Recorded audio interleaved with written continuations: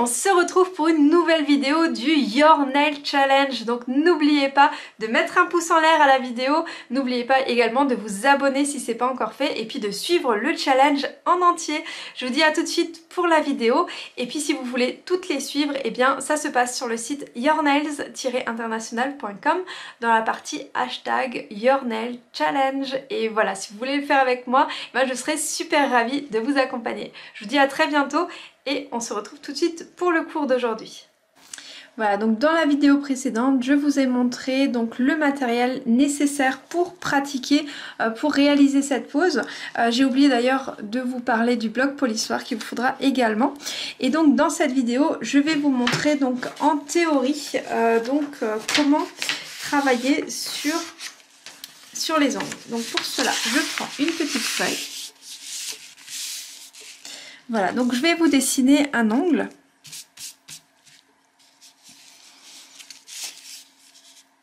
Alors, suffisamment gros quand même. Donc je suis désolée, il sera peut-être pas magnifique. Et voilà, c'est juste pour comprendre. Alors, pour comprendre certaines petites choses au niveau des ongles. Alors, ici nous avons ce qu'on appelle la cuticule. C'est ce qu'on va limer dans un premier temps.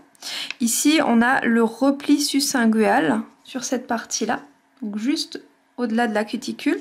C'est là où pousse en fait, où pousse l'ongle. Voilà, et l'ongle est créé ici. Donc sous le repli sus-inguinal, il y a la matrice, et donc la matrice va créer en continu les cellules de kératine et va faire en sorte de pousser tout cela vers l'avant, ce qui fait que l'ongle pousse. Voilà, donc première chose. Quand on va travailler sur un ongle naturel, la première chose qu'on va faire, si l'ongle est plus ou moins long, on va déjà le raccourcir jusqu'au bord libre. Je sais pas si ma gomme lime, gomme encore quelque chose, voilà. Je parle tout le temps de lime, donc c'est une déformation professionnelle, si ma gomme encore quelque chose. Donc voilà, on essaye vraiment d'avoir l'ongle vraiment à ras pour pouvoir bien pratiquer. Si l'ongle est trop long, certains ongles ont tendance à être concaves ou convexes. Convexe, c'est fortement dirigé vers le bas. Concave, c'est l'inverse, c'est des ongles qui ont tendance à remonter. Ça remonte en général quand on a rongé nos ongles trop longtemps. Donc là, il va se créer ce qu'on appelle un bourrelet sur l'avant de peau. Et donc du coup, l'ongle va pousser par-dessus et va essayer de toucher le ciel. Et au contraire, quand on a les ongles vraiment très très bombés, eh bien souvent on peut avoir ce qu'on appelle un bec de perroquet, c'est-à-dire l'ongle qui redescend beaucoup sur l'avant. Donc pour éviter tout cela, on va le raccourcir suffisamment. Pour cela, on va limer avec notre lime. Je fais une toute petite lime, toujours dans un sens, c'est-à-dire que vous allez toujours limer, on touche l'ongle naturel, on lime et on enlève. On lime et on enlève. Voilà, on ne fait jamais de mouvement de va-et-vient. Donc c'est pour éviter de fragiliser la structure de l'ongle, pour éviter, en fait, votre ongle va pousser comme ça, sous forme. Bon, bien sûr, c'est des écailles, mais sous forme de fibres. Et en fait, en faisant des allers-retours, eh bien, on va fragiliser ces fibres, on va faire en sorte que l'ongle tient moins bien ensemble.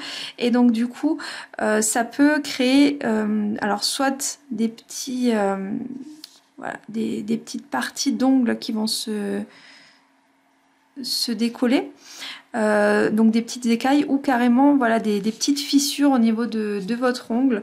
Ça peut se casser sur l'avant, donc voilà, si vous avez des ongles un petit peu cassants, surtout évitez les va-et-vient, c'est toujours dans un sens. Souvent, si vous êtes droitière, on va partir du côté gauche et on tire vers la droite. C'est plus simple de tirer que de pousser. Voilà, tout simplement.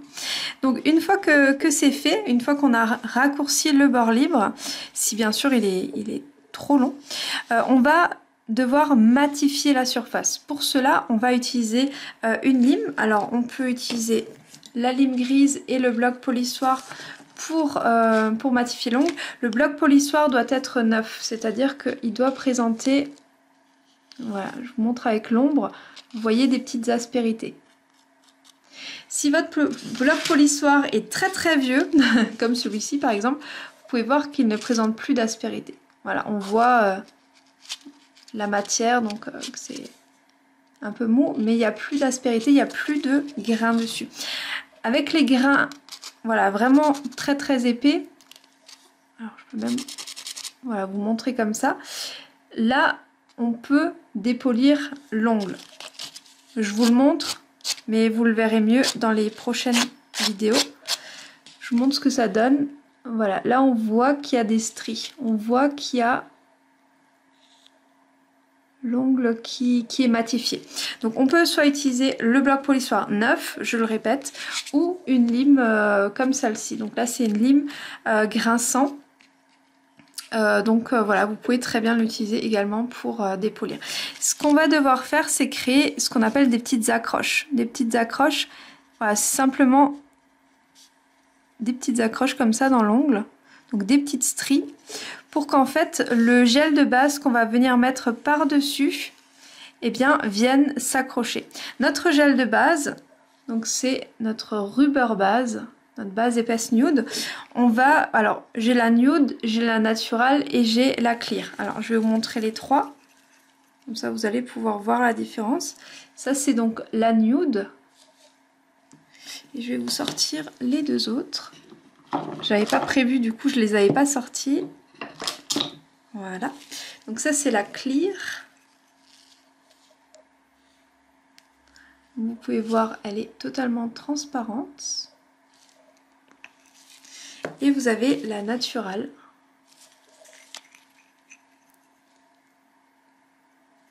Qui va être plus rosée.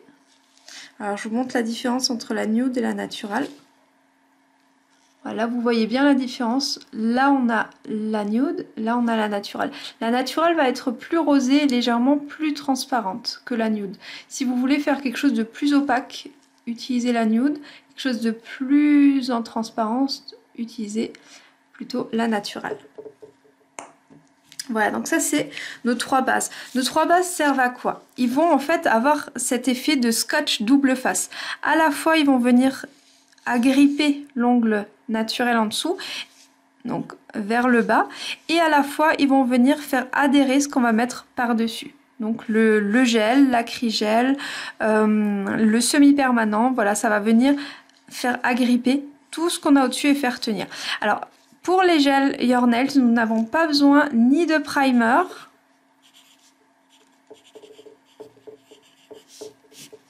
ni de nail prep. Donc si vous entendez ces termes, on n'en a pas besoin. Pourquoi? Tout simplement puisqu'en fait, eh bien, le produit va être suffisamment adhérent pour pouvoir tenir suffisamment. Alors, ces produits-là sont vraiment top puisqu'en fait ce sont des 3 en 1. Ils vont pouvoir être utilisés à la fois pour avoir cet effet de scotch double face de base. Ils vont également camoufler pour le nude et on va même éventuellement pouvoir faire un mini rallongement avec. Donc ça je vous le montre également dans une vidéo si vous le souhaitez. Et donc voilà, on peut vraiment tout faire avec ces produits, quasiment tout faire. Alors bien sûr on va pas faire des longs rallongements comme ça, pas du tout, ça ne tiendrait pas, ce n'est pas l'objectif. Il faut vraiment retenir que c'est une base qui va tenir à la fois pour le vernis semi-permanent, le gel, l'acrygel et pour faire des gainages également. Donc voilà, c'est vraiment un produit un peu magique qui va servir à tout. Donc en fait, tous les produits Your Nails vont être un peu comme ça, vont avoir cette différentes casquettes. Par exemple, les gels de la gamme Naturali vont à la fois pouvoir rallonger, vont pouvoir construire et vont pouvoir camoufler en une seule étape. C'est-à-dire, alors je vais vous en sortir un, et en plus de ça, ils sont à base de fibres de verre, ce qui permet en fait de... Voilà, donc là vous avez le clear. Donc vous allez pouvoir en fait avec un seul gel pouvoir faire plusieurs choses. Là nous avons le nude, alors je vous montre un petit peu la texture, comme ça vous découvrez également les produits en même temps.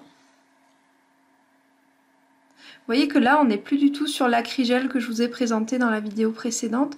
On est plus sur du gel. Voilà, vous voyez qu'il se déplace, qu'il va s'auto-égaliser. Et en même temps, si vous regardez bien, vous allez voir les petites fibres de verre à l'intérieur. Vous voyez que le gel n'est pas totalement lisse. Il faut peut-être avoir l'œil, regardez bien dans la lumière.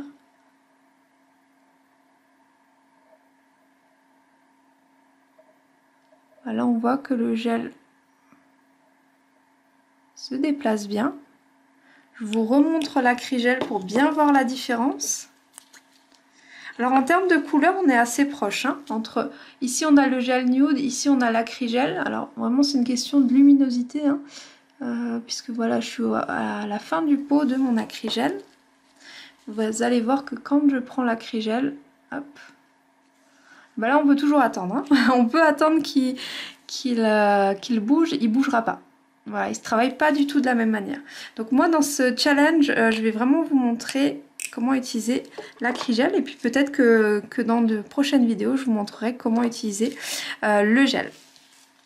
Voilà, donc ça c'était vraiment pour les petites bases de théorie pour savoir ce qu'on va faire donc dans les prochaines vidéos. Donc on va d'abord préparer l'ongle, on va appliquer la base, ensuite on va appliquer donc notre acrygel avec notre pop-it. Voilà, et donc on va avoir cette forme en C-curve. Le C-curve, c'est la vue comme ça. Voilà, vous voyez que ça forme un C. Donc là, on parle de C-curve. On va limer ensuite donc les parallèles. Donc alors là, voilà, quand je parle de parallèles, c'est vraiment les deux côtés. Pour que ce soit bien droit sur les côtés. Et on va limer également le bord libre, donc c'est-à-dire juste ici sur l'avant. Donc comme ça vous avez un petit peu les termes et ensuite donc je vous montrerai comment faire le baby boomer, donc vous allez voir comment le réaliser sur l'ongle et on va voir également donc comment bien le fondre et comment finir avec la finition pour avoir voilà cette pose donc tout en dégradé. Voilà, un joli baby boomer bien fondu, un joli C-curve, beaucoup de finesse. Alors pourquoi ça peut être aussi fin? Eh bien tout simplement puisque on a cet effet de C-curve. Et c'est pour ça qu'on place l'apex ici et non le bombé ici. Si vous avez une forme classique en bombé, alors bien sûr je l'exagère, hein, ici donc on a l'apex qui va être ici. Sur une forme d'ongle classique, on a ce qu'on appelle le bombé. Donc on serait sur une forme comme grosso modo comme ceci. Bon, il est vraiment pas beau mon ongle, là, je suis d'accord avec vous. Donc là, le bombé se situerait sur cette zone. Ce serait la zone où on aurait le plus de matière. Ici, voilà, on va monter comme ça assez rapidement et ensuite on va être bien droit. Donc ici l'apex, ici le bombé. C'est deux termes différents, ne confondez pas les deux. Certains disent apex pour tout, bombé pour tout, c'est deux termes différents. Donc on va pas faire le même type de pose dans ce cas-là et dans ce cas-là. Là je vous montre déjà une pose avancée. Donc si vous arrivez à faire ça, vous arrivez obligatoirement à faire quelque chose de plus simple. Donc vous allez voir que malgré que ce soit une technique très avancée, que ce soit quelque chose qui va être tout en finesse, en sachant que là le bord libre en général va être un petit peu plus épais, là vraiment il peut être très très fin, et bien vous allez voir que vous allez sans doute y arriver. Si vous n'arrivez pas dès la première fois, dès le premier essai, ne vous inquiétez pas, recommencez plusieurs fois, visualisez les vidéos à chaque fois, chaque jour du challenge, à chaque fois que vous retravaillez sur un ongle, et bien regardez à nouveau la vidéo. C'est comme ça que ça se passe dans la formation, c'est comme ça donc que vous pourrez le faire pour ce challenge. Comme ça vous allez également pouvoir voir si c'est quelque chose qui peut vous correspondre, si vous aimez travailler de cette manière là, si vous voyez que finalement ben, vous y arrivez bien. Et donc, et ben, si c'est tout bon pour vous, et ben, vous pourrez peut-être éventuellement choisir après le challenge de continuer vers une formation professionnelle pour en faire votre métier ou peut-être pas du tout. Et dans les deux cas, il n'y a pas de souci, c'est très bien, c'est parfait. Il faut trouver ce qui vous correspond. Donc voilà, on en a fini pour cette théorie. Je vous ai montré vraiment... Voilà, juste la théorie de la pose, je vous ai donné quelques termes. Maintenant, bien sûr, dans cette formation d'initiation gratuite, donc dans ce challenge gratuit, voilà, on ne parle pas de maladie, on ne parle pas de tout ça. Tout ça, on le voit vraiment dans la formation professionnelle, donc c'est important de vous professionnaliser si vous avez envie eh bien d'aller plus loin, si vous avez envie de faire ce métier. Voilà, je vous dis à très très vite, donc dans les prochains cours, surtout suivez bien ma méthode d'enseignement. patience, c'est-à-dire n'essayez pas d'avancer trop vite, avancez vraiment pas à pas. J'ai créé cette méthode justement, ce challenge pour que vous puissiez réussir.